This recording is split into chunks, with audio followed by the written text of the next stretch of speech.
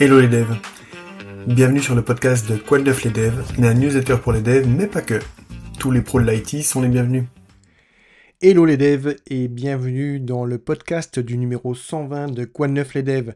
Alors cette semaine il arrive un peu tard parce que j'étais en déplacement professionnel quasiment toute la semaine, un peu fatigué et du coup voilà pourquoi il arrivera que aujourd'hui samedi au lieu de quelques jours plus tôt habituellement. J'espère que vous ne m'en tiendrez pas rigueur. Cette semaine, dans l'édito, j'aimerais parler de notre capacité à toutes et à tous à critiquer, et je m'inclus dedans évidemment. Un proverbe dit la critique est toujours facile, mais l'art est difficile. Beaucoup se sont jetés sur l'IA Lucie pour lui faire passer un sale quart d'heure. Alors oui, l'outil n'était sans doute pas prêt à une diffusion massive publique. Oui, les responsables du projet ont peut-être sous-estimé l'impact que pourrait avoir une version trop permissive et peut-être pas assez testée sur le grand public. Je dirais que tout ce qui ne nous tue pas nous rend plus forts, et j'espère que cette initiative française ne va pas baisser les bras, mais plutôt se retrousser les manches et avoir la niaque de remettre des étoiles dans les yeux de ses utilisateurs au prochain test ouvert. En tout cas, il est sûr qu'il faut encourager, aider, critiquer de façon positive car le bashing, cela n'apporte jamais rien de bon. Après, vous êtes libre de critiquer, je ne vous dis pas quoi faire évidemment, je n'ai pas cette prétention. Mais je suis persuadé que le monde se porterait mieux si nous prenions le temps de garder un peu de bienveillance et de retenir ce côté rageux que l'on a tous en nous. Changer le monde est sans doute ambitieux, mais si nous pouvions déjà prendre soin de notre communauté en ne cherchant pas à dénigrer systématiquement le travail de nos pairs, ce serait vraiment pas mal. Encore une fois, la critique constructive, contribuer et aider quand c'est open source, d'autant plus quand c'est open source, encourager à mieux faire seront toujours plus bénéfiques que la critique amère et méchante. N'oubliez pas que derrière Lucie, il y a probablement des devs, des chefs de projet, des êtres humains comme vous et moi, qui ont peut-être été blessés par ce déferlement de commentaires assassins. Derrière nos écrans et nos claviers, il est certes plus difficile de mesurer l'impact de nos syllabes digitales, mais je ne doute pas qu'elles peuvent blesser tout autant que des hurlements ou des moqueries en face à face. Restons humains s'il vous plaît et comportons-nous en tant que tels.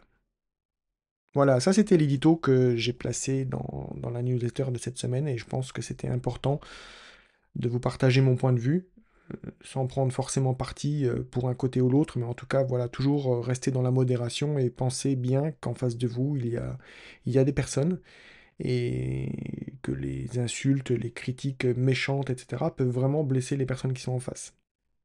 Gardez toujours ça au fond de vous quand vous vous apprêtez à démolir quelqu'un publiquement, parce que on ne peut jamais savoir les conséquences qu'il va y avoir derrière. Dans ce numéro, parmi tous les sujets que l'on va aborder, on va parler entre autres de Node.js, de WebAssembly, Docker, Rust, Zig, et évidemment, comme toujours, bien d'autres sujets.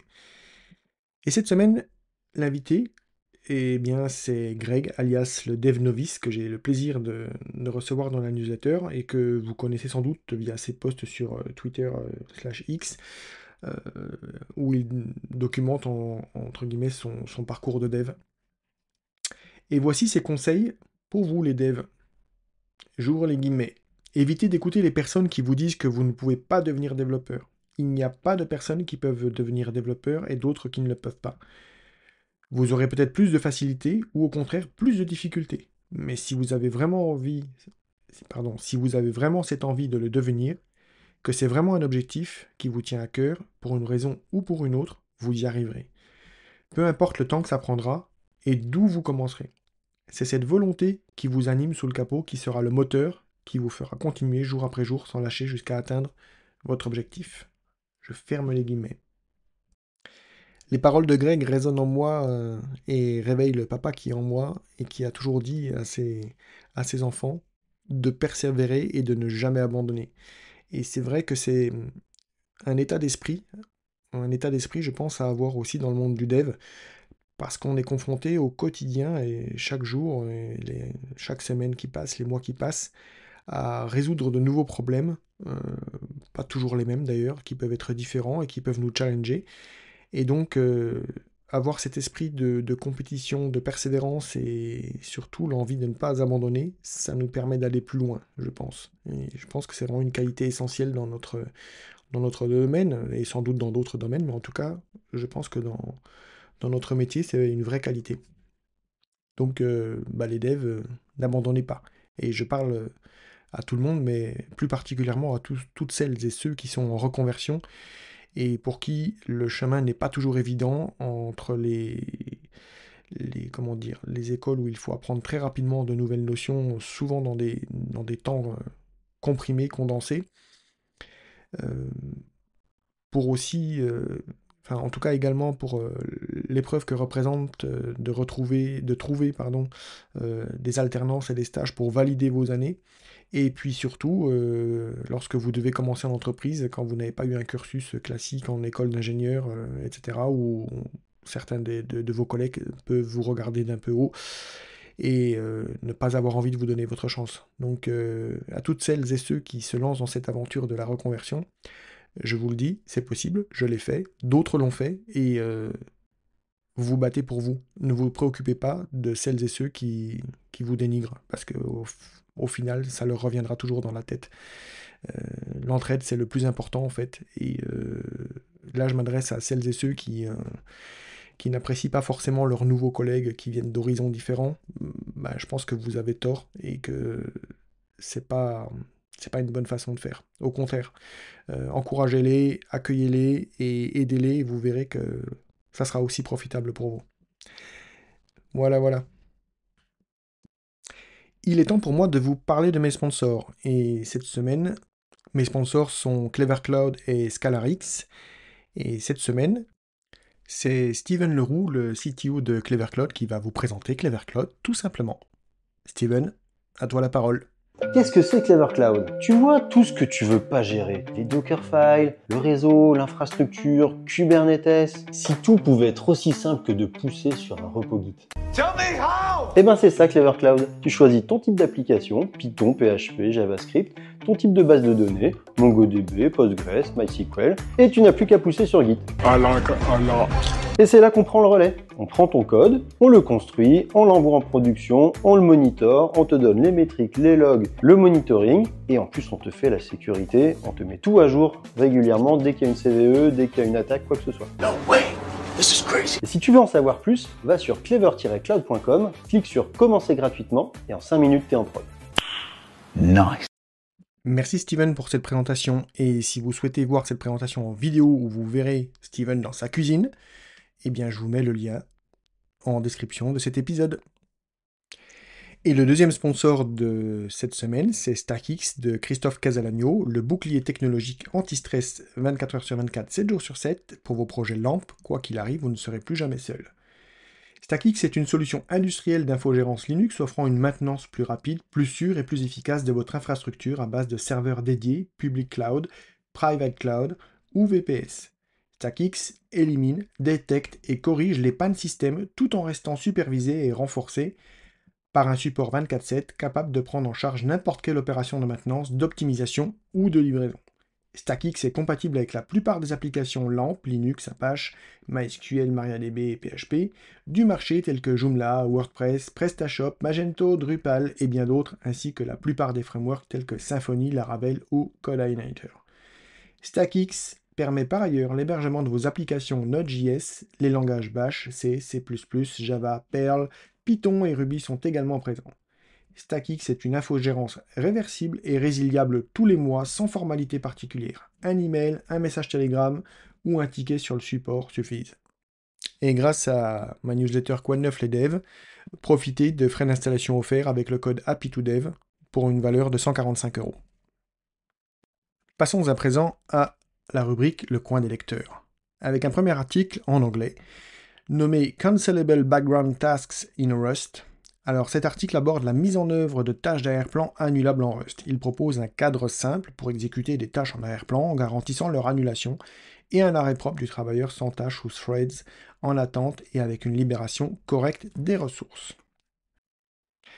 L'article suivant se nomme « Ajouter des animations à son site web avec Lottie » et a été rédigé par Nicolas de Code Garage, qui vous propose donc de découvrir, si vous ne le connaissez pas déjà, le format d'animation Lottie, L-O-2-T-I-E. Si je reprends l'introduction de l'article que l'on peut retrouver donc sur le site de Nicolas, Lottie est un format d'animation basé sur JSON et compatible avec le web, le mobile et même les OS classiques. Ce format a été créé par Hernan Torrisi en 2015. Contrairement à des fichiers GIF ou vidéo, Lottie permet d'afficher des animations vectorielles et donc de garder une excellente qualité avec un poids raisonnable. Il est possible de créer soi-même des fichiers Lottie directement depuis Adobe After Effects ou bien vous pouvez en trouver des milliers gratuites sur le site de référence Lottie Files. Alors, suite à la publication de cet article sur Blue Sky, où j'ai partagé l'article de Nicolas, Thomas Darocha trouvait la techno intéressante, mais ne voyait pas forcément l'intérêt par rapport au format classique SVG. Du coup, cela nous a permis de creuser un petit peu le sujet, notamment par le fait que Thomas nous a montré que SVG pouvait être animé directement, en tout cas c'était prévu avec la fonction Animate. On a découvert également que Lottie proposait un outil actuellement en bêta qui s'appelle Lottie Creator, qui permet de créer, avoir une espèce de studio pour pouvoir créer ses animations directement, et qui permet également d'exporter les créations dans différents formats. Alors les formats Lottie et Lottie compressé, qui arrivent à des tailles extrêmement petites, ou d'exporter en GIF, en MP4 ou en WebM.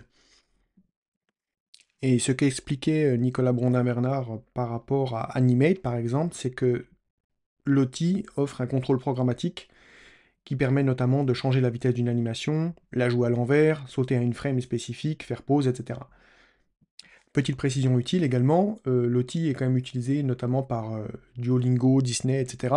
Donc c'est quand même un format qui semble apprécié par les majors tels que ces compagnies-là.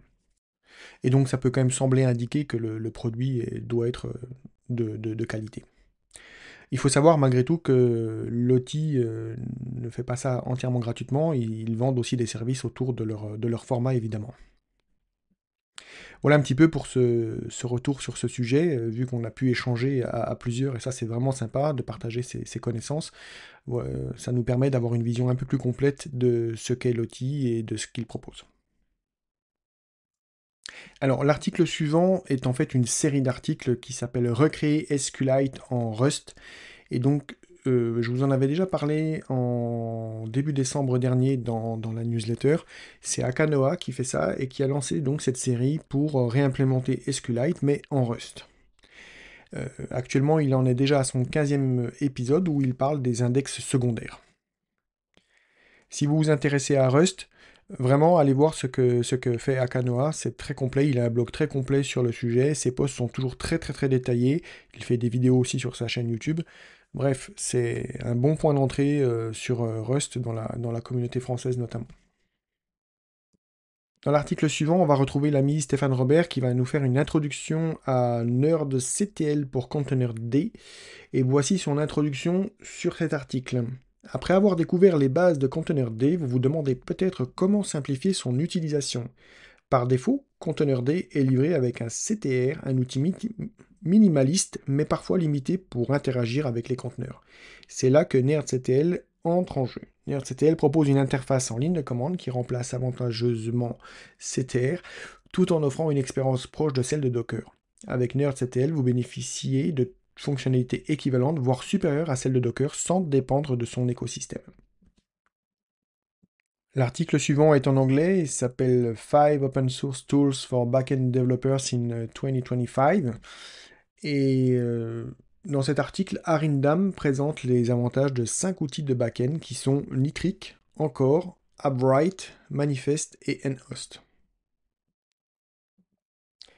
L'article suivant, c'est Hugo Lassiège qui va vous expliquer comment on l'a forcé à abandonner son produit.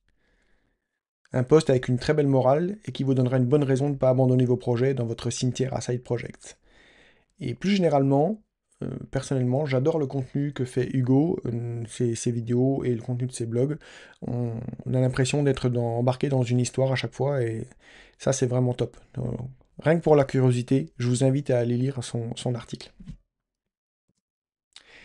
Et ensuite, on arrive à notre rubrique Une brève histoire de l'informatique, et cette semaine, je vous parle de Docker. Et si vous voulez savoir quand est-ce qu'est né Docker, pourquoi, qui est l'inventeur de Docker, eh bien, vous trouverez toutes les réponses dans l'article, la vidéo et le podcast que je vous ai mis. Ah oui, je vous ai proposé pas mal de contenu sur cette partie. Et spoiler, si vous ne le saviez pas, Docker a été créé par Solomon Hykes, qui est français. Et voilà pour la rubrique du coin des lecteurs. Passons à présent au tour des réseaux. Et dans le tour des réseaux, je vous propose d'aller voir le rework du portfolio du Dev Moustachu. Alors, le Dev Moustachu, c'est Alex Moulineuf qui est déjà passé dans cette newsletter, dans le numéro 78 en tant qu'invité. Et franchement, je vous invite à aller voir son portfolio qui est tout simplement une dinguerie. Alors Alex, c'est un dev React JavaScript avec une passion pour le creative coding et la 3D. Et donc son portfolio qu'il vient de refaire est présenté à la façon PlayStation. Vous retrouvez avec une interface qui ressemble à ce que vous pouvez trouver sur la PlayStation et il vous présente ses créations comme Mario Kart 3JS, Mario Bros, Star Wars, etc. Mais le mieux dans tout ça, c'est que chacune de ces démos, ou presque toutes les démos, sont jouables en fait. C'est vraiment juste un truc de dingo. Allez voir, franchement, vous risquez de vous cramer votre productivité, mais allez voir. Dans le post suivant, Mariano Guerra vous montrera comment créer un compilateur WebAssembly en un seul tweet. Oui, c'est dingue, mais c'est le but de la démo. Enfin, pour terminer cette rubrique, vous retrouverez Sonny Rouault qui vous présente Spell, un modèle pour générer de la 3D, et c'est plutôt convaincant. Alors, si vous cherchez une bonne newsletter de veille technologique sur les sujets DevOps, Cloud, Performance, Sécurité, je ne peux que vous conseiller d'aller voir la newsletter des amis de Beerstech qui s'appelle La veille des ours tout simplement. Passons à présent à la rubrique Tool Tips. Et le premier sujet, c'est un article qui s'appelle 10 Types to Optimize Your Laravel Application Performance. Comme le dit l'auteur, la performance est cruciale pour offrir une expérience utilisateur transparente lors de la création d'applications Laravel. Dans cet article, il va vous partager 10 astuces efficaces pour optimiser les performances de votre application Laravel, des stratégies de mise en cache aux techniques d'optimisation de la base de données. Ces conseils vous aideront à réduire les temps de chargement, à améliorer l'efficacité du serveur et à augmenter la vitesse globale de votre application.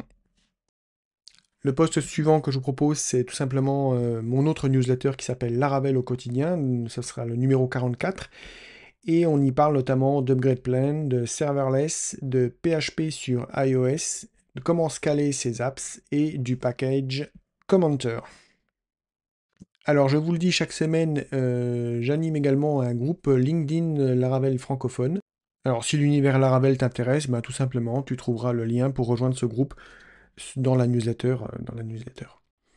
Je fais aussi de la pub pour mes amis de Laravel France qui ont un Discord Laravel France tout simplement. Donc pareil, si tu as envie de participer et d'échanger avec les autres développeurs français autour de Laravel, n'hésite pas à rejoindre leur Discord.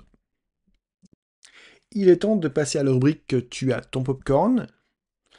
Et donc pour commencer, on retrouve une nouvelle fois Olivier Poncet dans son apérothèque et lundi dernier, du coup, il a parlé de Zig, le langage qui monte et qui voulait remplacer ou qui veut remplacer le langage C++. La vidéo suivante est une vidéo de Benjamin Code où il reçoit Céline, experte en stratégie de marque, pour discuter d'un problème que tous les développeurs rencontrent, la difficulté à se démarquer et à vendre ses compétences. Ensemble, on parle d'image de marque, de personal branding et de conseils concrets pour booster votre carrière en tant que dev, que vous soyez freelance, salarié ou en reconversion. Céline partage son parcours, ses astuces et ses meilleures recommandations pour vous aider à sortir du lot sur un marché compétitif. La vidéo suivante est une vidéo de Nouvelle Techno qui va vous expliquer comment utiliser l'attribut ping en HTML avec un script PHP. Et enfin, la dernière vidéo s'appelle Better Coding in Godot et elle va vous présenter une extension pour mieux gérer vos scripts GD et vous verrez que c'est vraiment une très belle amélioration de l'environnement de Godot. Il est temps de passer à la rubrique Mets ton casque et on retrouve Mathieu Sanchez de Tronche de Tech qui nous présente l'épisode 39 où son invité sera Vladimir de Turkheim, un Français qui a changé Node.js à jamais. Au passage, félicitations à toi Mathieu pour le teasing que tu nous donnes à chaque épisode et qui nous oblige finalement à cliquer sur le lien pour écouter et connaître la suite du teasing que tu lances en introduction. Merci à toi. On retrouve ensuite Code Garage de Nicolas Brondin-Bernard, où il va nous parler de l'architecture Von Neumann, tout simplement l'architecture à la base de notre informatique moderne, inventée en 1945 par John Von Neumann. Franchement, allez écouter ce que fait Nicolas Brondin-Bernard. Ce sont des épisodes relativement courts, en général autour d'une dizaine de minutes, et ça vous donne de bonnes connaissances synthétisées et directement applicables. La rubrique Les sorties de la semaine à présent, qui est devenue une rubrique bien plus agréable à réaliser depuis que j'ai créé mon petit outil Ripples qui va me récupérer pour moi les mises à jour des logiciels, software, framework et autres langages de programmation directement sur GitHub. Alors, j'ai encore plein d'idées pour cet outil, mais en tout cas, voilà, il m'aide vraiment à ne plus perdre de temps sur cette partie. Et donc, cette semaine, les sorties de la semaine, donc c'est une nouvelle bêta d'Aurelia V2.00, la version 34.0.1 d'Electron, la version 2.1.10 de Kotlin et la version 11.40.0 du framework Laravel. Alors, venez me dire en commentaire si cette présentation des différentes versions est suffisante pour vous ou si dans le podcast vous souhaitez avoir un peu plus d'informations sur ce qu'est le logiciel, langage de programmation ou framework que je présente et si également si vous avez besoin d'avoir plus d'informations sur le contenu de la release note. Je verrai ce que je peux faire à ce moment-là. Mais venez me le dire en commentaire. Et surtout, dites-moi pourquoi vous en avez besoin. Donc dans la newsletter en version écrite, vous retrouverez l'interview de notre invité, Greg, alias le dev novice, et vous verrez, c'est comme à chaque fois de toute façon une super interview, où on apprend plein de choses, et de super retours d'expérience aussi. Et est-ce que vous savez ce que Greg m'a répondu pour la question « le mot de la fin » dans cette interview? Et bien si vous le permettez, je vais vous le lire, et je pense que vous allez sourire comme moi, et vous allez surtout reconnaître ces paroles dès les premières syllabes, si vous avez vu ce film. Allez, je me lance. Mais vous savez, moi, je ne crois pas qu'il y ait de bonnes ou de mauvaises situations. Moi, si je devais résumer ma vie aujourd'hui avec vous, je dirais que c'est d'abord des rencontres, des gens qui m'ont tendu la main, peut-être à un moment où je ne pouvais pas, où j'étais seul chez moi. Et c'est assez curieux de se dire que les hasards, les rencontres forgent une destinée. Parce que quand on a le goût de la chose, quand on a le goût de la chose bien faite, le beau geste, parfois on ne trouve pas l'interlocuteur en face. Je dirais le miroir qui vous aide à avancer. Alors, ce n'est pas mon cas, comme je le disais là, puisque moi au contraire j'ai pu, et je dis merci à la vie, je lui dis merci, je chante la vie, je danse la vie, je ne suis qu'amour. Et finalement, quand beaucoup de gens aujourd'hui me disent « Mais comment fais-tu pour avoir cette humanité ?» Eh bien, je leur réponds très simplement, je leur dis que c'est ce goût de l'amour, ce goût donc qui m'a poussé aujourd'hui à entreprendre une construction mécanique, mais demain, qui sait, peut-être simplement à me mettre au service de la communauté, à faire le don de soi. Allez, si vous ne l'avez pas reconnu, eh bien, il s'agit d'Otis dans Mission Cléopâtre, film d'Astérix et Obélix. Et cette réplique cultissime, dont la légende dit qu'elle a été improvisée telle quelle sur le tournage d'Astérix et Obélix Mission Cléopâtre par Édouard Baird. À présent, je vais vous parler des outils que j'ai trouvés et regroupés dans la rubrique La caisse à outils. Et on commence par ASM License, qui va vous permettre d'apprendre le langage Assembly.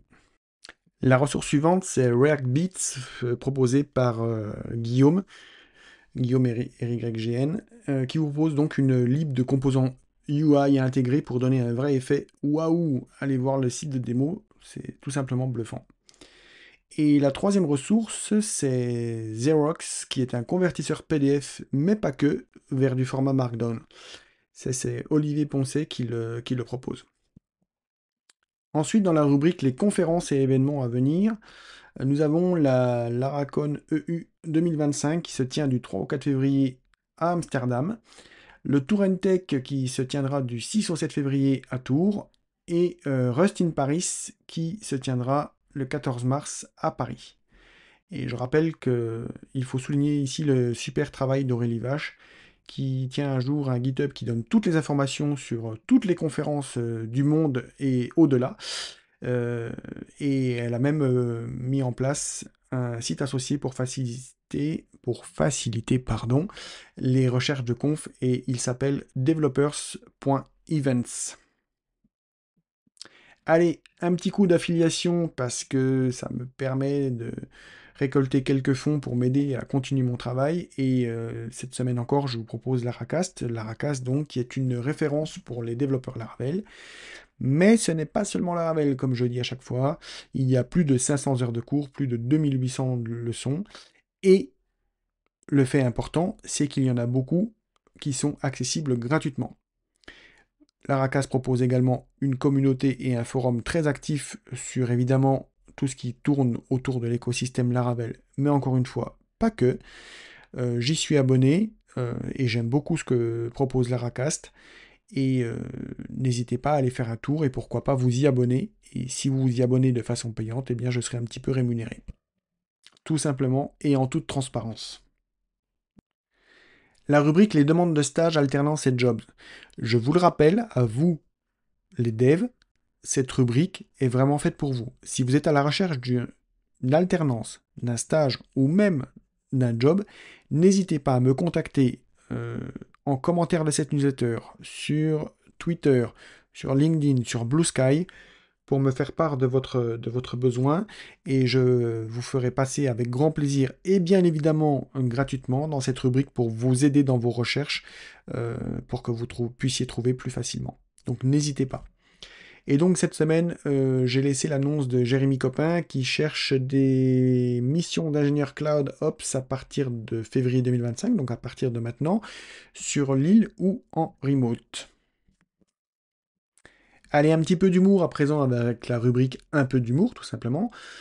Et il y a eu un petit down de ChatGPT, et donc la blague du jour montre les devs quand ChatGPT est down et qu'ils doivent retourner sur Stack Overflow pour corriger leurs bugs. Et enfin, la dernière rubrique, c'est la petite info du jour avec l'autorisation d'Olivier Poncet, qui nous parle cette fois de René Louis Baire, qui est né le 21 janvier 1874, donc il y a 151 ans.